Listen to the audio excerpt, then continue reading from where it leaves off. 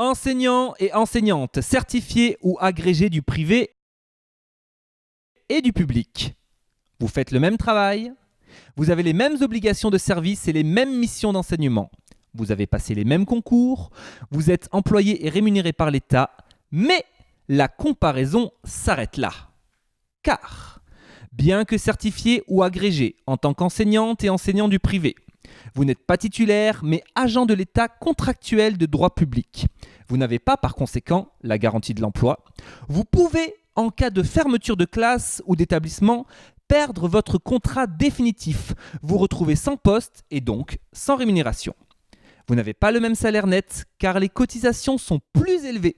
Vous n'avez pas la même retraite car elle n'est pas calculée sur les 6 derniers mois mais sur les 25 meilleures années. Et de ce fait, vous n'avez pas les mêmes droits. Vous ne pouvez pas enseigner dans les établissements publics, vous ne pouvez pas postuler au concours d'inspecteur, vous ne pouvez pas passer le concours pour être chef d'un établissement public. Il vous est quasi impossible de devenir professeur titulaire à l'université.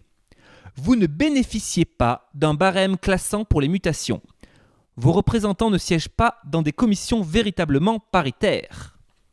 Et vous ne pouvez pas non plus changer de corps, car cette notion n'existe pas dans le privé, ou d'administration, ni par choix, ni par obligation.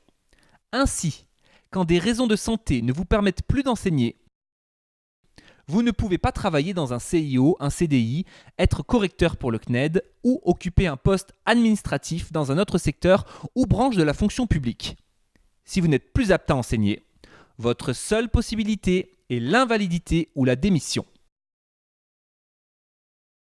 Pourtant, tout comme les enseignants et enseignantes du public, vous êtes employé par l'État. Le ministère vous paye, mais ne vous embauche pas. C'est le chef de l'établissement privé qui vous recrute en s'appuyant sur des critères obscurs tels que ne correspond pas au profil de l'établissement.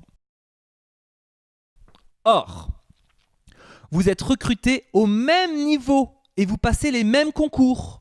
Les copies sont corrigées par le même jury qui ignore s'il s'agit de la copie de candidats du public ou du privé. Vous êtes inspecté et validé sur les mêmes critères par les inspecteurs et inspectrices de l'éducation nationale.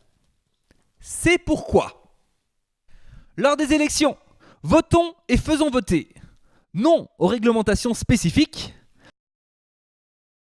Non à un sous-statut pour les enseignantes et enseignants du privé. Oui au statut de la fonction publique, car nous avons les mêmes concours, nous faisons le même travail, nous avons le droit d'avoir les mêmes droits.